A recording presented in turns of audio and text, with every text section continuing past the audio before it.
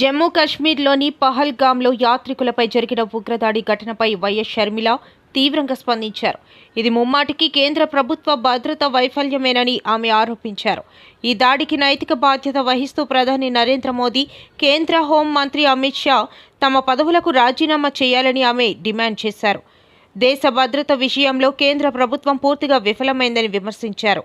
ఇది మన దేశం మీద జరిగిన దాడి. కానీ మన దేశం చివరిలో జమ్మూ కాశ్మీర్. ఈ మధ్య కాలంలో మోడీ గారు ఇక్కడ శాంతి భద్రతలు చాలా బ్రహ్మాండంగా ఉన్నాయి అని ప్రజలను నమ్మించడానికి అక్కడ అడ్వర్టైజ్మెంట్స్ కూడా మోడీ గారే స్వయంగా టూరిజం చేస్తున్నట్టుగా ఒక క్యాంపెయిన్ లాగా నడిపితే టూరిస్టులు వెళ్లే పరిస్థితికి ఇప్పుడు జమ్మూ అండ్ కాశ్మీర్ చేరింది. మరి అలాంటి ప్రాంతంలో సెక్యూరిటీ ఎలా ఉండాలి? కానీ సెక్యూరిటీ ఎలా ఉంది? దీన్ని సెక్యూరిటీ బ్రీచ్ అనక మరి ఏమనాలి? సెక్యూరిటీ ల్యాప్స్ అనక మరి దీన్ని ఏమనాలి? నిఘా వ్యవస్థ అక్కడ లేనే లేదు. ఒక కన్ను వేసి ఉంచే వాళ్ళు అక్కడ లేనే లేరు. ప్రొటెక్షన్ కోసం ఉండాల్సిన సెక్యూరిటీ కూడా లేరు. దీన్ని ఏమనాలి? దీన్ని సెక్యూరిటీ ల్యాబ్స్ అనక, సెక్యూరిటీ ఫెయిలియర్ అనక దీన్ని ఏమనాలి? మరి దీనికి కారణం ఎవరు? ఉగ్రవాదాన్ని కంట్రోల్ చేయాల్సిన బాధ్యత ప్రధానమంత్రికి, హోం మంత్రికి, అమిత్ షా గారికి లేదా? మేము చౌకీదారని చెప్పుకుంటున్న బీజేపీ పార్టీ మరి ఈ రోజు దేశానికి చేసింది ఏమిటి? ఈ రోజు ఇంతమంది అక్కడ చనిపోయారు అంటే దానికి కారణం బీజేపీ ప్రభుత్వం కాదా? సెంట్రల్ గవర్నమెంట్ కాదా? మోడీ గారు కాదా? అమిత్ షా గారు కాదా?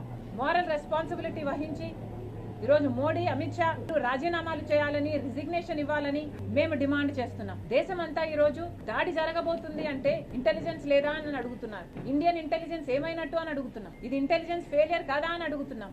దేశ భద్రత కోసం పని చేయాల్సిన ఇండియన్ ఇంటెలిజెన్స్ దేనికోసం పనిచేస్తుంది? దేనికోసం వాడుకుంటున్నారు మోడీ గారు? ఈ రోజు ఇండియన్ ఇంటెలిజెన్స్ అంతా బీజేపీ గవర్నమెంట్ కు వ్యతిరేకంగా ఉన్న వాళ్ళ మీద ప్రయోగిస్తున్నారు. వాళ్ళ గొంతులు అణచివేయడానికి, అపోజిషన్ పార్టీస్ ని ఏం చేస్తున్నారు అని వాళ్ళని ట్రాక్ చేయడానికి, లేదా క్రిస్టియన్ మైనారిటీలకు గానీ, ముస్లిం మైనారిటీలను గానీ వాళ్ళని అణిచివేయడానికి, దళితులను అణిచివేయడానికి బీజేపీకి ఎక్కడ అపోజిషన్ ఉంటే దానికి సంబంధించిన ఇంటెలిజెన్స్ ఇవ్వడానికే ఈ రోజు ఇండియన్ ఇంటెలిజెన్స్ పనిచేస్తున్నట్టు లేదా? ఇంత ఘోరంగా ఇంటెలిజెన్స్ లో విఫలమయ్యారు, సెక్యూరిటీ విధించడంలో విఫలమయ్యారు అంటే వీళ్ళంతా ఇంకా అధికారంలో ఉండాలా? మేము చౌకీదారులు అని చెప్పుకుంటున్నారే, మరి ఏమైంది మీ పనితనం అంతా? ఈరోజు ఒక ఇంటెలిజెన్స్ నే కాదు, ఇండియన్ ఇంటెలిజెన్స్ నే కాదు, ఏ సెంట్రల్ ఏజెన్సీని తీసుకున్నా, ఒక సిబిఐ అయినా, ఒక ఈడీ అయినా, ఒక ఇన్కమ్ ట్యాక్స్ అయినా, ఎలక్షన్ కమిషన్ అయినా, ఆఖరికి సెబీ అయినా, అన్ని ఏజెన్సీలని వాళ్ళ స్వార్థం కోసం వాడుకుంటున్నారు.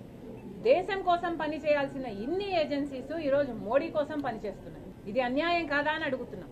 బయట యుద్ధం కాదండి, లోపల వాళ్ళే యుద్ధం చేస్తున్నారు. మతాన్ని వాడుకొని లోపలే ఒక యుద్ధం జరుగుతుంది, లోపలే సెక్యూరిటీ బ్రీచ్ ఉంది. మరి అలాంటప్పుడు బయట వాళ్ళు అవకాశంగా తీసుకోరా దాన్ని? మోడీ గారు ప్రధానమంత్రిగా ఏం చేయాలి?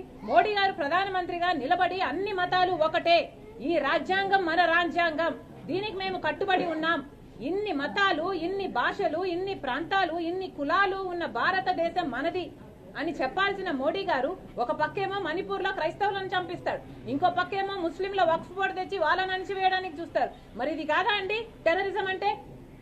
ఇంటర్నల్ టెర్రరిస్ట్ మోడీ గారే, బీజేపీయే.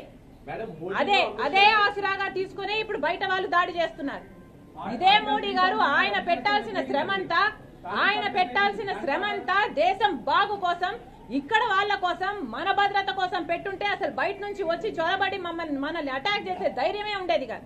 ఈ రోజు ప్రతి సంస్థని మోడీ గారు దేనికి వాడుకుంటున్నారండి?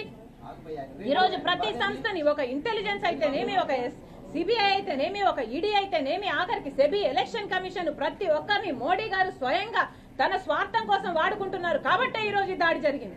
మళ్ళీ డిమాండ్ చేస్తున్నాం, మోడీ గారు, అమిత్ షా గారు రాజీనామాలు చేయాలి. ఇది ముమ్మాటికి సెంట్రల్ గవర్నమెంట్ ఫెయిలియరే.